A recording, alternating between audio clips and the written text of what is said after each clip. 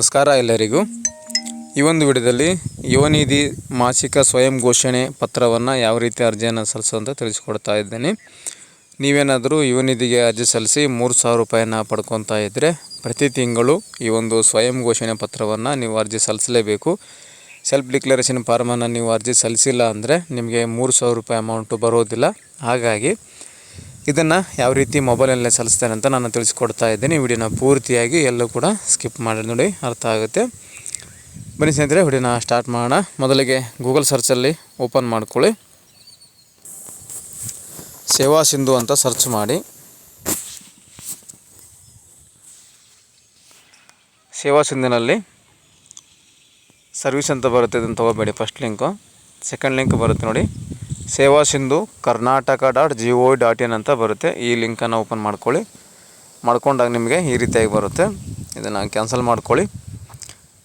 Cancel ಮಾಡ್ಕೊಂಡಾಗ ಕೆಳಗಡೆ scroll down ಮಾಡಿ. ನಿಮಗಿಲ್ಲಿ ಸೇವಾ ಸಿಂಧು ಸೇವೆಗಳ ಲಿಂಕ್ ಅಂತ ಇದೆ ನೋಡಿ, ಇದ್ರ ಮೇಲೆ ನೀವು ಕ್ಲಿಕ್ ಮಾಡ್ಕೊಳ್ಳಿ. ಇದು ನಿಮಗೆ ಲಾಗಿನ್ ಪೇಜಿಗೆ ಹೋಗುತ್ತೆ. ಕ್ಲಿಕ್ ಮಾಡ್ಕೊಂಡಾಗ ನೋಡಿ, ಇವಾಗ ಲಾಗಿನ್ ಪೇಜ್ಗೆ ಬಂದಿದೆ. ಇಲ್ಲಿ ನಿಮ್ಮ ಒಂದು ಈ ಹಿಂದೆ ಏನು ರಿಜಿಸ್ಟ್ರೇಷನ್ ಮಾಡ್ಕೊಂಡಿರ್ತೀರ ಸೇವಾ ಸಿಂಧುನಲ್ಲಿ, ಆ ಒಂದು ಯೂಸರ್ ಐ ಡಿ ಪಾಸ್ವರ್ಡ್ ಹಾಕಿ ನೀವು ಲಾಗಿನನ್ನು ಮಾಡ್ಕೋಬೇಕಾಗುತ್ತೆ. ನೀವೇನಾದರೂ ಫಸ್ಟ್ ಟೈಮ್ ಇದರಲ್ಲಿ ಹಾಕಿತ್ತಾ ಇದ್ದೀರಿ ಅಂದರೆ, ಮುಂಚೆ ರಿಜಿಸ್ಟ್ರೇಷನ್ ಮಾಡ್ಕೊಂಡಿಲ್ಲ ಸೇವಾ ಸಿಂಧುನಲ್ಲಿ ಅಂದರೆ, ನಿಮಗೆ ಇಲ್ಲಿ ಒಂದು ಆಪ್ಷನ್ ಕೂಡ ಕೊಟ್ಟಿದ್ದಾರೆ, ನ್ಯೂ ಯೂಸರ್ ಅಂತ ಒಂದು ಆಪ್ಷನ್ ಇದೆ ನೋಡಿ. ಈ ಒಂದು ನ್ಯೂ ಯೂಸರ್ ಮೇಲೆ ರಿಜಿಸ್ಟರ್ ಇಯರ್ ಅಂತಲ್ಲ, ಇದ್ರ ಮೇಲೆ ಕ್ಲಿಕ್ ಮಾಡ್ಕೊಳ್ಳಿ.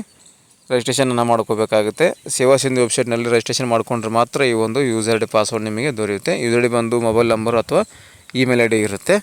ಹಾಗಾಗಿ ರಿಜಿಸ್ಟ್ರೇಷನನ್ನು ಮಾಡ್ಕೊಂಡಿರಬೇಕು. ನಾನು ರಿಜಿಸ್ಟ್ರೇಷನನ್ನು ಮಾಡ್ಕೊಂಡಿದ್ದೀನಿ. ಲಾಗಿನನ್ನು ಮಾಡ್ಕೊತಾ ಇದ್ದೀನಿ. ಲಾಗಿನ್ ಮಾಡ್ಕೊಂಡಾಗ ನಿಮಗೆ ಈ ರೀತಿಯಾಗಿ ಬರುತ್ತೆ. ಇದರಲ್ಲಿ ಲೆಫ್ಟ್ ಸೈಡಲ್ಲಿ ವ್ಯೂ ಆಲ್ ಅವೈಲೇಬಲ್ ಸರ್ವಿಸ್ ಅಂತಿದೆ ನೋಡಿ, ಇದ್ರ ಮೇಲೆ ಕ್ಲಿಕ್ ಮಾಡಬೇಕಾಗುತ್ತೆ. ನೀವು ಅಪ್ಲೈ ಫಾರ್ ಸರ್ವಿಸ್ ಅಂತ ಕ್ಲಿಕ್ ಮಾಡಿಕೊಂಡಾಗ ನಿಮಗೆ ವ್ಯೂ ಆಲ್ ಅವೈಲೇಬಲ್ ಸರ್ವಿಸ್ ಅಂತ ಬರುತ್ತೆ. ಇದನ್ನು ನೀವು ಕ್ಲಿಕ್ ಮಾಡ್ಕೊಳ್ಳಿ. ಕ್ಲಿಕ್ ಮಾಡ್ಕೊಂಡಾಗ ನಿಮಗೆ ಈ ರೀತಿಯಾಗಿ ಬರುತ್ತೆ. ಇಲ್ಲಿ ನಿಮಗೆ ಸರ್ಚ್ ಅಂತ ಒಂದು ಆಪ್ಷನ್ ಇರುತ್ತೆ ರೈಟ್ ಸೈಡಲ್ಲಿ. ಇಲ್ಲಿ ಏನು ಸರ್ಚ್ ಕಾಣ್ತಾ ಇದೆಯಲ್ಲ, ಈ ಒಂದು ಸರ್ಚ್ ಮೇಲೆ ನೀವು ಕ್ಲಿಕ್ ಮಾಡಿ. ಏನಂತ ಕ್ಲಿಕ್ ಮಾಡ್ತೀರಪ್ಪ ಅಂದರೆ, ಯುವನಿಧಿ ಅಂತ ಸರ್ಚ್ ಮಾಡಿ. ನಿಮಗೆ ಯುವನಿಧಿ ಫಾರ್ಮ್ ಹಾಕಬೇಕಾಗಿದೆಯಲ್ಲ, ಸೆಲ್ಫ್ ಡಿಕ್ಲರೇಷನ್ ಫಾರ್ಮು. ಹಾಗಾಗಿ ಯುವನಿಧಿ ಅಂತ ಸರ್ಚ್ ಮಾಡಿ. ಯುವನಿಧಿ ಅಂತ ಸರ್ಚ್ ಕೊಟ್ಟ ನಂತರ ನಿಮಗೆ ಇಲ್ಲಿ ಯುವನಿಧಿಗೆ ಸಂಬಂಧಪಟ್ಟ ಎಲ್ಲ ಅಪ್ಲಿಕೇಶನ್ ಓಪನ್ ಆಗುತ್ತೆ. ನಮಗೆ ಇವಾಗ ಬೇಕಾಗಿರೋದು ಸೆಲ್ಫ್ ಡಿಕ್ಲರೇಷನ್ ಫಾರ್ಮನ್ನು ಫಿಲ್ ಮಾಡಬೇಕಾಗಿದೆ ನಾವು ನೋಡಿ. ಅರ್ಜಿ ಸ್ಥಿತಿ, ಯುವನಿಧಿಗೆ ಅರ್ಜಿ, ಮತ್ತು ಇಲ್ಲಿ application for monthly unemployment declaration ಅಂತಿದೆ. ನಮಗೆ ಬೇಕಾಗಿರೋದು ಥರ್ಡ್ ಒನ್, ಯುವನಿಧಿ ಮಾಸಿಕ ನಿರುದ್ಯೋಗಿ ಸ್ವಯಂ ಘೋಷಣೆ ಅರ್ಜಿ ಅಂತಿದೆ. ಇದ್ರ ಮೇಲೆ ನೀವು ಕ್ಲಿಕ್ ಮಾಡ್ಕೊಳ್ಳಿ. ಕ್ಲಿಕ್ ಮಾಡ್ಕೊಂಡಾಗ ನಿಮಗೆ ಈ ರೀತಿಯಾಗಿ ಓಪನ್ ಆಗುತ್ತೆ. ಈ ಒಂದು ಇಲಾಖೆ ಬಂದು ಕೌಶಲ್ಯಾಭಿವೃದ್ಧಿ, ಉದ್ಯಮಶೀಲತೆ, ಜೀವನೋಪಾಯ ಇಲಾಖೆ ವತಿಯಿಂದ ಈ ಒಂದು ಅಮೌಂಟನ್ನು ಕೊಡಲಾಗ್ತಾ ಇದೆ. ಮೊದಲಿಗೆ ಅಪ್ಲಿಕೆಂಟ್ ಡೀಟೇಲ್ಸು, ಆಧಾರ್ ಅಥೆಂಟಿಕೇಷನ್ನ ಮಾಡಬೇಕಾಗುತ್ತೆ. ಇಲ್ಲಿ ಮೊದಲಿಗೆ ನಿಮ್ಮ ಒಂದು ನೋಡಿ, ಜುಲೈ ತಿಂಗಳ ಒಂದು ಸೆಲ್ಫ್ ಡಿಕ್ಲರೇಷನ್ ಅಂತ ಹೇಳ್ಬೋದು. ಸ್ವಯಂ ಘೋಷಣೆ ಬಂದು ಯಾವ ತಿಂಗಳದಂತ ನಿಮಗೆ ಇಲ್ಲಿ ಶೋ ಆಗ್ತಾ ಇರುತ್ತೆ. ಸೊ ಇಲ್ಲಿ ನಿಮಗೆ ಆಧಾರ್ ಅಥೆಂಟಿಕೇಷನ್ ಅಂತ ಒಂದು ಆಪ್ಷನ್ ಇದೆ. ಆಧಾರ್ ಅಥೆಂಟಿಕೇಷನ್ ಮೇಲೆ ಕ್ಲಿಕ್ ಮಾಡ್ಕೊಳ್ಳಿ. ಇದು ನಿಮಗೆ ಆಧಾರ್ ಕಾರ್ಡ್ KYC ಅದಕ್ಕೆ ಹೋಗುತ್ತೆ. ಈ ರೀತಿ ನಿಮಗೆ ಓಪನ್ ಆಗುತ್ತೆ ಆಧಾರ್ KYC ಸರ್ವಿಸು. ಇಲ್ಲಿ ಯುವನಿಧಿ ಅಂತ ಬಂದಿದೆ, scheme name, beneficiary I D ಕೂಡ ಬಂದಿದೆ. ಇಲ್ಲಿ ನೇಮನ್ನು ಎಂಟ್ರ್ ಮಾಡ್ಕೋಬೇಕು ನೀವು ನೋಡಿ. ನೇಮು ಬರೀ ನೇಮ್ ಅಂತ ಬಂದಿದೆ, ನೇಮನ್ನು ಹಾಕ್ಕೊಳ್ಳಿ. ಆಧಾರ್ ಕಾರ್ಡ್ನಲ್ಲಿ ಯಾವ ರೀತಿ ಇದೆ ಅದೇ ರೀತಿಯಾಗಿ ನೇಮ್ ಹಾಕ್ಕೊಳ್ಳಿ. ಅನಂತರ ಇಲ್ಲಿ ಆಧಾರ್ ಕಾರ್ಡ್ ನಂಬರ್ ಕೇಳ್ತಾ ಇದೆ, ಆಧಾರ್ ಕಾರ್ಡ್ ನಂಬರ್ ಹಾಕ್ಕೊಳ್ಳಿ. ಆಮೇಲೆ ಕನ್ಸೆಂಟನ್ನು ಟಿಕ್ ಮಾಡ್ಕೊಳ್ಳಿ. ಟಿಕ್ ಮಾಡಿಕೊಂಡು ಕೆಳಗಡೆ OTP ಅಂತ ಒಂದು ಆಪ್ಷನ್ ಇದೆ, ಈ OTP ಮೇಲೆ ಕ್ಲಿಕ್ ಮಾಡ್ಕೊಳ್ಳಿ. ಆಧಾರ್ ಕಾರ್ಡ್ನಲ್ಲಿರುವಂಥ ಮೊಬೈಲ್ ನಂಬರ್ಗೆ, ಅಂದರೆ ಲಿಂಕ್ ಇರುವ ನಂಬರ್ಗೆ ಒಂದು OTP ಬರುತ್ತೆ. ಆ ಒಂದು OTP ಹಾಕಿ ನೀವು ಸಬ್ಮಿಟನ್ನು ಮಾಡ್ಕೊಳ್ಳಿ. ಬಂದಿರುವಂಥ OTPಯನ್ನು ಹಾಕಿ ನಾನು ಸಬ್ಮಿಟನ್ನು ಮಾಡ್ತಾಯಿದ್ದೀನಿ. ಸಬ್ಮಿಟ್ ಕೊಡಿ. ಪ್ರೊಸೆಸಿಂಗ್ ಆಗ್ತಾಯಿದೆ, ವೇಟ್ ಮಾಡಿ. OTP ಹಾಕಿ ಸಬ್ಮಿಟ್ ಮಾಡಿದ ನಂತರ ತಿರ್ಗಾ ನಿಮಗೆ ಅಪ್ಲಿಕೇಶನ್ಗೆ ಬರುತ್ತೆ ರಿಟರ್ನು. ಇಲ್ಲಿ ನಿಮಗೆ ಆಧಾರ್ ಡೀಟೇಲ್ಸ್ ಪಡಿಬೇಕಾಗಿರುತ್ತೆ. ಗೆಟ್ ಆಧಾರ್ ಡೀಟೇಲ್ಸ್ ಅಂತಿದೆ ನೋಡಿ, ಆಧಾರ್ ವಿವರಗಳನ್ನು ಪಡೆಯಿರಿ ಅಂತಿದೆ. ಮೇಲೆ ಕ್ಲಿಕ್ ಮಾಡ್ಕೊಳ್ಳಿ.